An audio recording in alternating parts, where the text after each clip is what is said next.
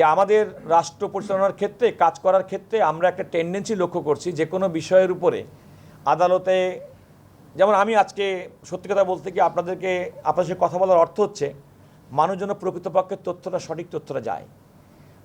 দুর্ভাগ্যজনকভাবে যে কেউ একটা মিডিয়াতে কোনো একটা কোর্টে কোনো একটা মামলা করলে সেই মামলার বিষয়বস্তু সম্পর্কে মিডিয়াতে এমন বেশি প্রচার প্রচারণা করে। আর আমাদের সুপ্রিম কোর্টের রায়ের সিদ্ধান্ত আছে যে জনস্বার্থে যখন মামলা করবে প্রকৃত জনস্বার্থ বিবেচনা করতে হবে, আপনার পাবলিসিটির জন্য জনস্বার্থ মামলা করা যাবে না।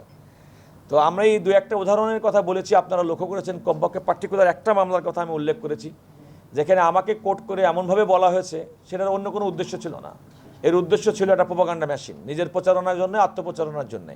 সুতরাং আত্মপ্রচারণার জন্য যারা জনস্বার্থকে ঢাল হিসেবে ব্যবহার করবেন, আমার বিরোধিতা ছিল তাদের বিরুদ্ধে। যারা প্রকৃতপক্ষে জনগণের জন্য, জনকল্যাণের জন্য জনস্বার্থে মামলা নিয়ে আসবেন তাদেরকে আমরা ওয়েলকাম করব। কিন্তু জনস্বার্থ মামলার নামে যারা প্রোপাগান্ডা মেশিন, নিচের প্রচারণার জন্যে, নিজের ব্যক্তি এবং সংগঠনের প্রচারণার জন্য, প্রসারণার জন্য যারা কাজ করবেন তাদের বিরুদ্ধে আমাদের প্রতিবাদ থাকবেই সবসময়। সদস্য যে কমিটি, ওখানে তো তারা ইউনিসেফ, তারপর WHO চেয়েছে, আপনি বলছেন যে হাইকোর্ট তাদেরকে এটা ইয়ে করতে পারে। আমি এই কথাটি বলেছি এই কারণে, দেখুন বিদেশি এন্টিটি একটা রাষ্ট্র, হাইকোর্টের কোনো আমাদের যে জুরিডিকশনের কোশ্চেন, অর্থাৎ তিনি যে আদেশটি দিবেন আমরা তো চাইবো যে আদালতে যে কোনো আদেশ অত্যন্ত কার্যকর হোক।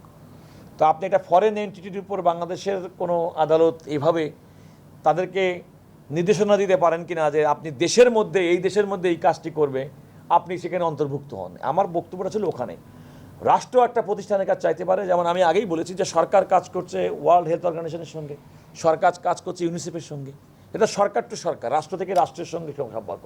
কিন্তু আদালত একটা বিদেশি এন্টিটিকে এই ধরনের নির্দেশনা দিতে পারেন না। এইটাই ছিল আমার মূল বক্তব্য। এটা সরকার ঠিক করবে। এটা সরকার ঠিক করবে।